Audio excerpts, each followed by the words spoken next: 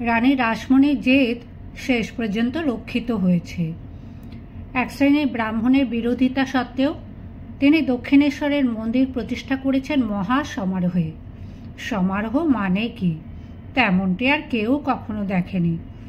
বাংলায় ধনী ব্যবসায়ী ও জমিদার তো কম নেই, কিন্তু আর কেউ এত বৃহৎ দেবালয়ের প্রতিষ্ঠাও করেনি, এরকম বিপুল উৎসবের আয়োজনও কেউ করতে পারেনি। শুধু অর্থ থাকলেই হয় না, সেই অর্থ ব্যয় করার মতন অন্তঃকরণও থাকা দরকার। রানী রাসমণি দাপটের সঙ্গে হিন্দু দেবদেবীর এই মন্দির সমষ্টি প্রতিষ্ঠিত করলেন এমন একটি সময় যখন হিন্দু ধর্ম নানা দিক থেকে বহু রকম আক্রমণে পর্যুদস্ত। অনেক হিন্দু শাস্ত্র এবং সংস্কৃত গ্রন্থ অবলুপ্ত হয়ে গিয়েছিল প্রায়। ইংরেজ পণ্ডিতগণই তা উদ্ধার করেন। আবার এক শ্রেণীর ইংরেজ সেই সব শাস্ত্র ঘেঁটেই প্রমাণ করতে চান যে হিন্দু ধর্মের মধ্যে কত রকম বর্বর প্রথা ও বিশ্বাস রয়েছে। খ্রিস্টান মিশনারিরা হিন্দু ধর্মের অকাট্য সব দোষ তুলে ধরেছেন ভারতবাসীর সামনে এবং সেই সুবাদে তাদের আকৃষ্ট করছেন খ্রিস্ট ধর্ম গ্রহণ করতে। অন্যদিকে ব্রাহ্মণরাও হিন্দু ধর্মের নানান ত্রুটির কথা প্রচার করছেন। দেবদেবীরা তাদের চোখে পুতুল মাত্র এবং এই পুতুল পূজা তাদের কাছে দু চক্ষের বিষ। শুধু কি তাই, সম্প্রতি তারা এমনও ঘোষণা করেছেন যে বেদ অপৌরুষেয় নয় এবং বেদ বাক্য মাত্রই অভ্রান্ত নয়। হিন্দু ধর্মের পরম পবিত্র গ্রন্থের প্রতি এই আঘাত এনে ব্রাহ্মণরা আরও দূরে সরে গেলেন। শিক্ষিত ব্যক্তিরা প্রায় সকলেই হিন্দু ধর্মের কুসংস্কার এবং অনৈতিক প্রথাগুলি সম্পর্কে ঘৃণা বোধ করেন। এই কি সেই মহান ধর্ম যা স্বামীর মৃত্যুর পর স্ত্রীকে পুড়িয়ে মারার বিধান দেয়? এই ধর্মে পুরুষের বহু বিবাহ প্রশস্ত, কিন্তু নারী যদি 6-7 বছরেও বিধবা হয় তাহলেও তাকে সারা জীবন বঞ্চিত অসহ দিনাতিপাত করতে হবে। এই সেই ধর্ম যেখানে একজন মানুষ বিদ্যায় বুদ্ধিতে অন্যের চেয়ে উচ্চ হলেও শুধু সে জন্মের কারণে শূদ্র বলেই ব্রাহ্মণ ইত্যাদি জাতির সঙ্গে এক আসনে বসতে পারবে না। এই সেই ধর্ম যে ধর্মের মানুষ মুসলমান চাষির শ্রমে ফলানো ধান অম্লান বদনে আহার করবে, কিন্তু মুসলমানের হাতে ছোঁয়া জল পান করবে না। অনেক মুক্তমানা হিন্দু যাদের মনের মধ্যে ধর্মের জন্য আকুতি আছে কিন্তু বিজাতীয় খ্রিস্ট ধর্মও গ্রহণ করতে চান না, ব্রাহ্মদের সম্পর্কেও পুরোপুরি আস্থা নেই, তারাও নিজেদের হিন্দু বলে পরিচয় দিতে লজ্জা বোধ করেন এই ধর্মের নানা দোষের কারণে। এই রকম সময়েই কালীপদ অভিলাষী রাসমণি দাসী পৌত্তলিক হিন্দু ধর্মেই নতুন প্রাণ সঞ্চারের জন্য দক্ষিণেশ্বরে শুরু করলেন এই মহাযজ্ঞ। জ্যৈষ্ঠ পৌর্ণমাসী তিথি যোগে জগন্নাথের স্নানযাত্রার দিনটি শুভ যোগ। সেই দিন হলো প্রতিষ্ঠা উৎসব। বরাহনগর থেকে নাট মন্দির পর্যন্ত পথের দুপাশে টানানো হলো ঝাড়ি লণ্ঠন। মধ্যে মধ্যে এক একটি বাঁধা মঞ্চে বাজনাদাররা বাজনা বাজাচ্ছে। সমনের তোরণটি যেন আকাশচুম্বী এবং বহু বর্ণ সব কুসুমে সজ্জিত। শুধু নিমন্ত্রিতের সংখ্যাই প্রায় 1 লক্ষ। এছাড়া অনাহুত রবাহুত যে কত তার ইয়ত্তা নেই। রানী রাসমণির নির্দেশ যে কেউই অভুক্ত অবস্থায় কিংবা দান না নিয়ে ফিরে যাবে না। বারাণসী, পুরী, পুনা, মাদ্রাজ থেকেও তিনি বিশিষ্ট ব্রাহ্মণ পণ্ডিতদের আনিয়েছেন। নবদ্বীপ, ভাটপাড়া, কোটালীপাড়ার কোনো ব্রাহ্মণই বাকি নেই। দেশের সম্ভ্রান্ত নাগরিকদেরও আমন্ত্রণ জানিয়েছেন সকলকে। গঙ্গার বুকে পিনিশ, বজ্রাবোট, বাউলিয়া প্রভৃতি জলযান গিস গিস করছে। আবার রাজপথে গাড়িও অসংখ্য। মন্দির প্রাঙ্গণের এক পাশে অনেকগুলি হৃষ্টপুষ্ট গরু বাঁধা, এক পাশে স্তূপাকার পট্টবস্ত্র। এছাড়াও কয়েকটি পাহাড় সাজিয়েছেন। রৌপ্য মুদ্রার পাহাড়, সন্দেশের পাহাড়, পাকা কলার পাহাড়, অন্নের পাহাড়। কলকাতার বাজার তো বটেই, পানিহাটি, বৈদ্যবাটি, ত্রিবেণী ইত্যাদি সন্নিহিত সব এলাকার বাজার সাফ করে আনা হচ্ছে সন্দেশ। সব মিলিয়ে 500 মণ। আর অন্যের পাহাড়টি তো অন্য মেরু পর্বত। রানী রাসমণি সম্মান অনুসারে ব্রাহ্মণদের গোধন, স্বর্ণ ও রৌপ্য মুদ্রা এবং বস্ত্র দান করবেন এবং অন্ন মিষ্টদ্রব্য ইত্যাদি উৎসর্গ করবেন দেবতাকে। উৎসবের কয়েকদিন আগে একটি বাধা দেখা দিয়েছিল। মাহিষ্য সম্প্রদায়কে গোঁড়া ব্রাহ্মণের দল শূদ্র বলে মনে করে। সেই শূদ্র প্রতিষ্ঠিত মন্দিরকে ব্রাহ্মণরা অশাস্ত্রীয় বলে ঘোষণা করেছিল। তারপর ঝামাপুকুর টোলের রামকুমার পণ্ডিতের বিধান মতন দেবালয়টি রানী রাসমণি তার গুরুদেবের নামে আগে উৎসর্গ করায় সে সংকট থেকে উত্তীর্ণ হওয়া গিয়েছিল। কিন্তু ওই মন্দিরের প্রতিদিনের পূজারী হবেন কে? কোনো শাস্ত্রজ্ঞ পণ্ডিতই শূদ্রের বেতনভোগ পূজারী হতে সম্মত হলেন না, সামাজিক অপবাদের ভয়। শেষ পর্যন্ত রানী রাসমণির নির্দেশে তার জামাতা মথুর ওই রামকুমার চট্টোপাধ্যায়কে স্বনির্বন্ধ অনুরোধ করলেন মন্দিরের পূজার ভার গ্রহণ করার জন্য। সব ব্রাহ্মণই পূজারী নয়, বঙ্গে ভট্টাচার্যরাই বংশানুক্রমিক পূজারী। চট্টোপাধ্যায় বংশীয় রামকুমার রানীর প্রস্তাবে কিছু দ্বিধা করেছিলেন প্রথমে। জীবিকার জন্য তিনি কামারপুকুর থেকে এসে কলকাতার ঝামাপুকুরে টোল খুলেছিলেন। পিতৃবিয়োগের পর রামকুমারের ওপরই সংসারের ভার বর্তেছে। অধ্যাপনা ছেড়ে তিনি বেতনভোগ পূজারী হবেন। এদিকে রানী রাসমণি মন্দির প্রতিষ্ঠার দিন পর্যন্ত ঘোষণা করে ফেলেছেন। পুরোহিতের অভাবে সে সব পণ্ড হয়ে যায়। রামকুমার শেষ পর্যন্ত রাজি হয়ে গেলেন। নিয়তি নির্বন্ধে রামকুমারী হলেন মন্দির প্রতিষ্ঠার দিনের হোতা, সঙ্গে তার ছোট ভাই গদাধর। তার বয়স এখন 19। গদাধর বড় লাজুক প্রকৃতির। গ্রাম থেকে এসে এখনও সে এখানকার লোকজনদের সঙ্গে ঠিক মতন মিশতে পারে না। বারাণসীর পট্টবস্ত্র পরে রামকুমার পূজায় নিরত। একপাশে হাত জোর করে চক্ষু মুদে বসে আছেন রানী রাসমণি। তার মুখখানি ভক্তি ও তৃপ্তির ভাবে বিভোর। অন্যদিকে বসে আছে যুবক গদাধর। মানুষের ভিড়ে হারিয়ে যাবার ভয় সে জ্যেষ্ঠ ভ্রাতার পাশ ছাড়েনি একবারও। তার দুই চোখ বিস্ময়াবিষ্ট। এত মানুষ, এত দ্রব্য, আর নবরত্নের মন্দিরটি যেন একটি পর্বত। গদাধরের এক ভাগিনেও হৃদয়ও এসেছে সঙ্গে। সে বয়ঃকনিষ্ঠ হলেও গদাধরের চেয়ে অনেক চটপটে। সে ঘোরাঘুরি করছে চতুর্দিকে।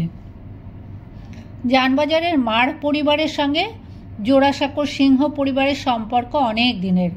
তাই সিংহ পরিবারকে রাসমণি বিশেষভাবে আমন্ত্রণ জানিয়েছেন দক্ষিণেশ্বরের উৎসবে যোগদান করার জন্য। নিমন্ত্রণ রক্ষা করতে হবে নবীন কুমারকেই। তবে সে একা আসেনি, জননী বিম্ববতীকেও সঙ্গে এনেছে। বিম্ববতী গৃহ থেকে নির্গত হতেই চান না। পূর্ণিমা অমাবস্যা শুধু একবার করে যান গঙ্গা স্নানে, তাও ঘেরাটোপ পালকিতে, এবং সেই পালকি সমেতই তাকে জলে ডুবিয়ে আনা হয়। নবীন কুমার অনেকবার বলেছে তাকে কোনো তীর্থ দর্শন করে আসতে, কিন্তু বিম্ববতী তাতে সম্মত নন। পুত্রমুখ দর্শন না করে তিনি একদিনও থাকতে পারবেন না। নবীন কুমার বলে, মা, আমি যখন মহাল পরিদর্শন করতে যাব তখন তুমি কি করবে? তুমিও কি আমার সঙ্গে সঙ্গে বজরায় ঘুরবে? বিম্ববতী উত্তর দেন, তোর বাবা মহাল দেখতে গিয়ে কাজ নেই, সেজন্য অনেক লোক আছে। নবীন কুমার বলে, আমার ঠিক বয়সটা হোক না, তখন দেখো চোরকির মতো ঘুরব। বিষয় সম্পত্তি নিজে না দেখলে চলে? মহাল পরিদর্শনে গিয়েই গঙ্গানারায়ণ নিরুদ্দিষ্ট হয়েছে। সে কথা ভেবে বিম্ববতীর এখনও বুক কাঁপে। তিনি ওই সব কথা শুনে নবীন কুমারের হাত চেপে ধরে ব্যাকুলভাবে বলেন, না না, তুই কখনো মহালে যাবি না। বিষয় যা আছে ঢের আছে, দূর থেকে চালালেই যথেষ্ট চলবে। নবীন কুমার মায়ের কথা শুনে হাসে। নিমতলা ঘাট থেকে বজরায় চেপে অনুকূল জোয়ারে 1 ঘন্টার মধ্যেই নবীন কুমারেরা পৌঁছে গেল দক্ষিণেশ্বরে। সদ্য দ্বিপ্রহর অতিক্রান্ত হয়েছে। উৎসব তখন তুঙ্গে।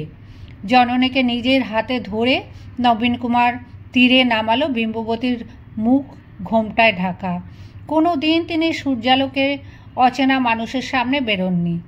এই মধ্যবয়সেও তিনি নববধূর মতন ব্রীড়া কুণ্ঠিতা। লোকের ভিড়ে পথ চলা দায়।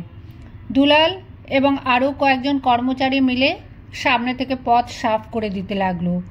নবীন কুমার তার মাকে ধরে ধরে নিয়ে এলো পূজা মণ্ডপে। গণ্যমান্য ব্যক্তিদের জন্য আলাদা ঘেরা জায়গায় বসবার স্থান নির্দিষ্ট আছে। একদিকে পুরুষ, অন্যদিকে রমণী। নবীন কুমার বিম্ববতীকে একটি গালিচা মোড়া কেদারায় বসিয়ে দিল। সে নিজে বসল না। এক জায়গায় বেশিক্ষণ বসে থাকার মানুষ সে নয়। সে পরে আছে কোঁচানো ধুতি এবং লম্বা হাতার জামা, এবং পরিবার প্রধানের চিহ্ন হিসেবে সে হাতে নিয়েছে একটি ছড়ি। আর কোনো ৫-১০ বৎসর বয়স্ক যুবককে ছড়ি লাঠি হাতে দেখা যাবে না। নবীন কুমার ঘুরে ঘুরে দেখতে লাগলো সব ব্যবস্থা। রাজা মহারাজা থেকে শুরু করে দেশের নামকরা ব্যক্তিরা প্রায় সবাই এসেছেন। নবীন কুমার খুঁজতে লাগলো একজনকে। তিনি আসেননি। তিনি নবীন কুমারের গুরু ঈশ্বরচন্দ্র বিদ্যাসাগর। সংস্কৃত কলেজের পণ্ডিতরা প্রায় সকলেই উপস্থিত। তারা রানী রাসমণির অর্থ বস্ত্র দান গ্রহণ করেছেন। শুধু অনুপস্থিত তাদের অধ্যক্ষ। নবীন কুমার ভাবল, তিনি আসেননি কেন? তিনি কোনো জায়গা থেকে দান গ্রহণ করেন না বলে, কিংবা ঈশ্বরচন্দ্রকে বোধ হয় অনেকে আজকাল ব্রাহ্মণ বলেই মনে করে না। তিনি নাকি সন্ধ্যা আহ্নিক করেন না, কোনো ঠাকুর দেবতার পূজা করতেও কেউ কখনো দেখেনি তাকে। এ কী ধরনের ব্রাহ্মণ? তাছাড়া তিনি এখন বিধবা বিবাহের ব্যাপারে মহাব্যস্ত। এত বড় নবরত্ন মন্দির, নাটমহল ও সার সার শিব মন্দির এবং এত জাঁকজমক দেখে নবীন কুমার প্রথমটায় বেশ অভিভূত হয়ে পড়েছিল। কিন্তু ঈশ্বরচন্দ্র আসেননি দেখে নবীন কুমারেরও খানিকটা ভক্তি কমে গেল। দেবেন্দ্রনাথ ঠাকুরকেও দেখতে পেল না নবীন কুমার। ব্রাহ্মণরা সদল বলে এই অনুষ্ঠান বর্জন করেছে। ইয়ং বেঙ্গলের দলও যে আসবে না তা যেন জানাই ছিল। তবু তাদের দু একজনকে সেখানে দেখে নবীন কুমার চমৎকৃত হলো। সাহেবী ভাবাপন্ন ইয়ং বেঙ্গল দলেরও কয়েকজনের মধ্যে ভক্তিভাব দেখা দিচ্ছে। তাহলে সন্ধ্যা হতে না হতেই জ্বলে উঠল রোশনাই। উৎসব এখনো অনেক রাত পর্যন্ত চলবে। নবীন কুমারের আরও কিছুক্ষণ থাকার ইচ্ছে ছিল। গঙ্গা তীরের এই স্থানটি বড়ই মনোরম। লোকের ভিড় থেকে সরে গিয়ে যেখানে গাছপালার ঝোপ জঙ্গল, সেখানে বসে থাকতে বেশ ভালো লাগছিল তার। কিন্তু বিম্ববতী উতলা হয়ে পড়েছেন। তিনি বারবার দাসী মারফত খবর পাঠাচ্ছেন নবীন কুমারের কাছে। বিম্ববতীর হাত ধরে নবীন কুমার নিয়ে এলো ঘাটের কাছে। বজরায় উঠতে গিয়ে হঠাৎ তার একটা কথা মনে পড়ল। এতগুলি মন্দিরের কোনো বিগ্রহকেই সে প্রণাম জানায়নি। একবার তার ইচ্ছে হলো ছুটে গিয়ে প্রণাম করে আসে। তারপর আবার ভাবল, থাক, দূর থেকে প্রণাম জানালেও তো হয়। সে তখনও তার জননীর হাত ধরে থমকে আছে। বিম্ববতী জিজ্ঞেস করলেন, কি হলো? নবীন কুমার বলল, কিছু না। তারপর সে বজরায় উঠে পড়ল এবং দূর থেকেও প্রণাম জানালো না। দক্ষিণেশ্বর মন্দির প্রতিষ্ঠা উপলক্ষে রানী রাসমণির দাক্ষিণ্য, মহানুভবতা এবং হিন্দু ধর্মের প্রতি অবিচল নিষ্ঠাকে ধন্য ধন্য করা হলো দেশীয় সংবাদপত্রগুলিতে। শুধু ব্রাহ্মণরা নীরব রইল। পৌত্তলিকতা নিয়ে নতুনভাবে এই আড়ম্বর তারা সুনজরে দেখল না। ব্রাহ্মদের নিজেদের মধ্যেও খানিকটা অন্তর্দ্বন্দ্ব দেখা দিয়েছে। এই ধর্ম প্রতিষ্ঠার পর ১২ বৎসরের একটি যুগ পার হয়েছে। এবার দেখা দিয়েছে একটি সংকট। দেবেন্দ্রনাথ চেয়েছিলেন নিষ্কলুষ ধর্ম সাধনা এবং পরম ব্রহ্মের সঙ্গে একাত্মতা অনুভব করতে, এবং পৌত্তলিকতা ও নানা রকম কুসংস্কার বর্জন করে হিন্দু ধর্মেরই একটি পরিশুদ্ধ রূপ দিতে। কিন্তু ইদানিং তার সন্দেহ হচ্ছে যে কতকগুলো নাস্তিক তার এই সভার মধ্যে ঢুকে পড়েছে। দেবেন্দ্রনাথ পৌত্তলিকদের অশ্রদ্ধা করেন, খ্রিস্টানদের অপছন্দ করেন এবং নাস্তিকদের মনে করেন অমানুষ। তত্ত্ববোধিনী পত্রিকার ব্যয়ভার বহন করেন দেবেন্দ্রনাথ, কিন্তু সেই পত্রিকায় বর্তমানে অধ্যাত্ম তত্ত্বের বদলে শুষ্ক জ্ঞানচর্চারই বেশি পরিচয় দেখা যাচ্ছে। সম্পাদক অক্ষয় কুমার দত্তের ঝোঁক যেন ওই দিকেই। আর একজন রচনা পরীক্ষক ঈশ্বরচন্দ্র বিদ্যাসাগর, তিনি তো কোনো ধর্মের আলোচনার মধ্যেই থাকেন না। অক্ষয় কুমার আবার একটি রচনা লিখেছেন, বাহ্যবস্তুর সহিত মানব প্রকৃতির সম্বন্ধ বিচার। রচনাটি দেখে বিরক্ত হয়েছেন দেবেন্দ্রনাথ। তিনি খুঁজছেন ঈশ্বরের সঙ্গে মানুষের সম্বন্ধ, আর এরা মাথা ঘামাচ্ছে বাহ্যবস্তু নিয়ে। এরা কি মানুষের মনের মধ্যে ঢুকতে জানে না? ওই অক্ষয় কুমারের শুধু বিচারের দিকে ঝোঁক। ওরই প্ররোচনায় দেবেন্দ্রনাথ স্বীকার করতে বাধ্য হয়েছে যে বেদের সব কিছুই অভ্রান্ত নয়। অক্ষয় কুমার আরও একটি কাণ্ড করে দেবেন্দ্রনাথকে আরও চটিয়ে দিলেন। রামমোহনের অনুসরণে অক্ষয় কুমারও একটি আত্মীয় সভা স্থাপন করেছেন। ব্রাহ্ম সমাজে শিক্ষিত বুদ্ধিমান ব্যক্তিরা আসেন। সেই সুযোগ নিয়ে অক্ষয় কুমার তাদের মধ্যে নিজের মতাদর্শ প্রবিষ্ট করিয়ে দিতে চান। ওই আত্মীয় সভায় অক্ষয় কুমার একদিন বললেন, আচ্ছা, ঈশ্বর যে অনন্ত তার কি প্রমাণ আছে? আপনারা সকলেই বিশ্বাস করেন যে ঈশ্বর সর্বজ্ঞ। আচ্ছা, ঈশ্বর সর্বজ্ঞ কিনা তার বিচার করা যাক।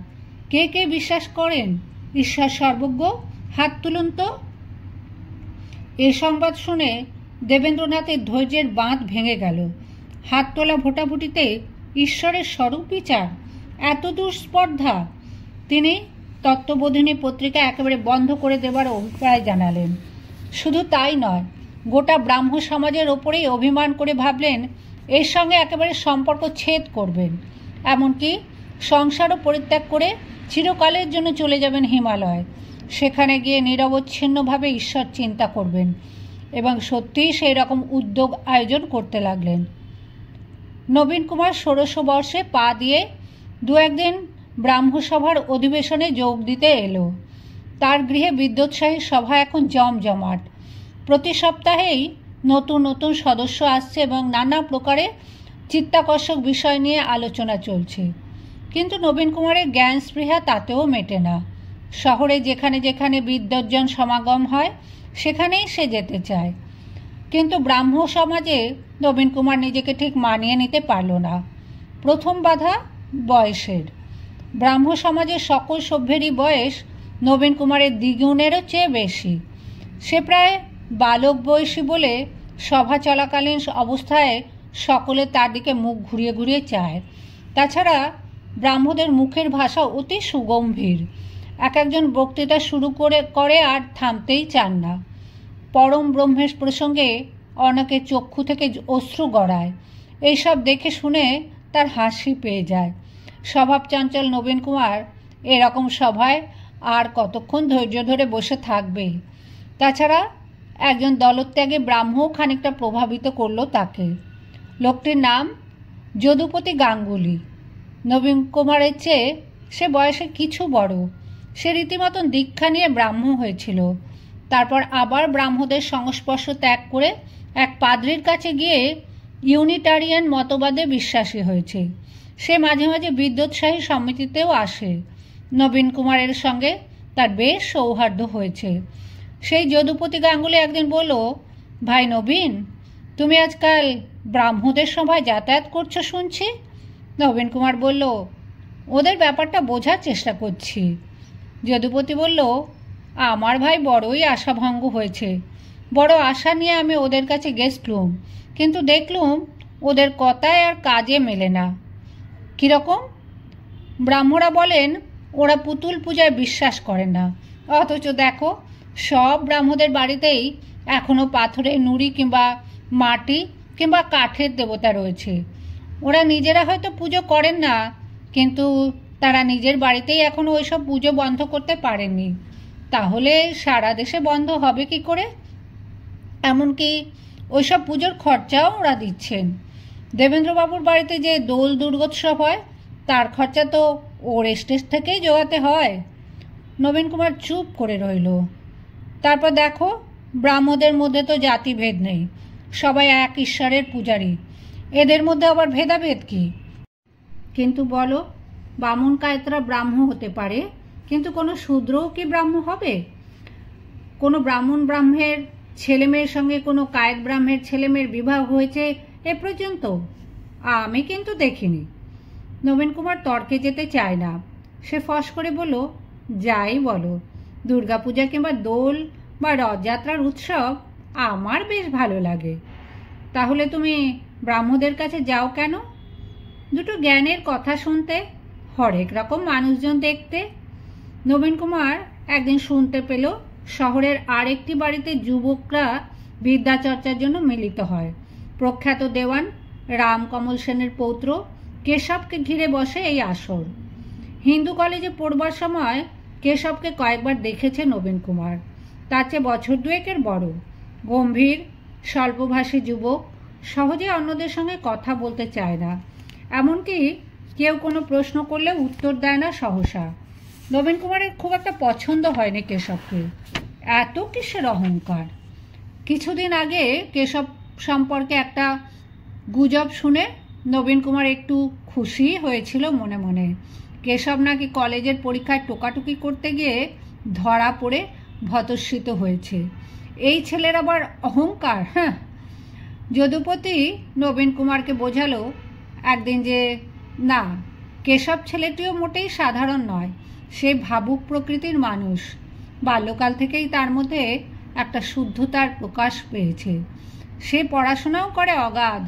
বন্ধু ও পরিচিত মণ্ডলীতে সে যখন কোনো বিষয়ে কথা বলে তখন সকলে নিঃশব্দে চিত্রার্পিত হয়ে শোনে।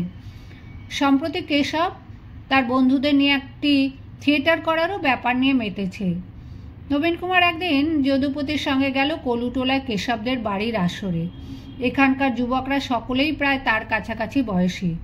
এদের সঙ্গে সখ্য স্থাপনে তার কোনো অসুবিধে হবার কথা নয়। তবু এখানেও কার সঙ্গে মনের মিল হলো না নবীন কুমারের। কেশব বক্তৃতা দেয় ইংরেজি ভাষায়, এমনকি বন্ধুদের সঙ্গে কথাবার্তাও বলে ইংরেজিতে। যে নাটকের তারা মহলা দিচ্ছে তার নাম হ্যামলেট। ইংরেজ গৃহশিক্ষকের কাছে পাঠ নিয়ে নবীন কুমারও ইংরেজি ভাষায় যথেষ্ট দক্ষতা অর্জন করেছে, কিন্তু এমন নির্লজ্জ পড়ানুকরণ তার পছন্দ হয় না। বাঙালিরা ধর্ম বিষয়ক আলোচনাও করছে ইংরাজিতে। হায়! নবীন কুমার সেখানেও যাওয়া বন্ধ করে দিল।